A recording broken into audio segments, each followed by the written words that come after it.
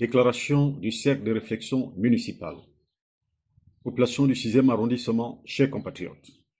Suite à la publication dimanche dernier des résultats provisoires du double scrutin du 27 septembre 2025, le cercle de réflexion municipal dénonce un vol électoral organisé et soupçonne le ministère de l'Intérieur, la CNOSER et l'ACER de complicité de fraude avec certaines formations politiques. Des pratiques décriées par le passé qui vont à l'encontre de la volonté du président de la République et portent gravement atteinte au processus électoral de notre pays et à la démocratie, en bonne marche depuis le 30 août 2023 jusqu'à l'élection présidentielle du 12 avril dernier. Jamais les élections législatives et locales ont été aussi biaisées et entachées d'autant d'irrégularités dans notre pays. Le 6e arrondissement de Libreville a été le théâtre du paroxysme de la fraude. Les électeurs ont été contraints de voter certains candidats contre leur gré en échange de fortes sommes d'argent, en violation flagrante de l'article 75 du Code électoral, qui dispose qu'il est interdit d'exercer une quelconque pression sur les électeurs en vue d'influencer leur vote et d'obtenir leur suffrage. Les bulletins de vote de certains candidats ont été expressément dissimulés dans plusieurs centres de vote pour empêcher les électeurs d'accomplir librement leur devoir civique. C'est le cas du centre de vote de Ndogo 1, où les bulletins de vote de la liste du CRM que j'ai eu l'honneur de conduire n'étaient pas disponibles.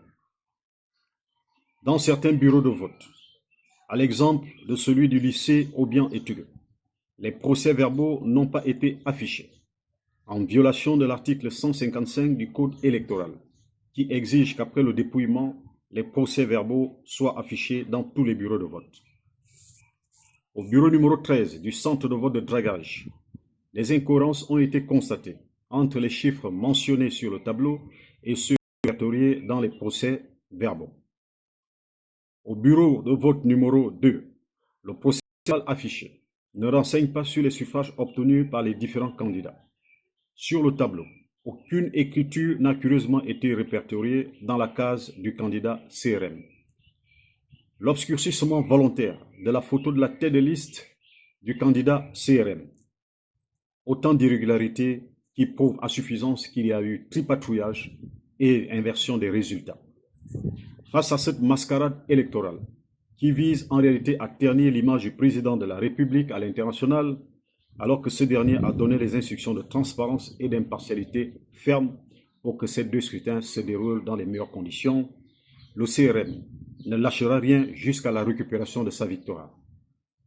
Aussi, dans le but de préserver la paix sociale dans le 6e arrondissement de Libreville, le CRM sollicite l'arbitrage du président de la République, chef du gouvernement, son Excellence Brice Clotaire Oligui Nguema, en sa qualité de garant des institutions, pour l'annulation pure et simple des élections législatives et locales du 27 septembre 2025 dans le dit arrondissement.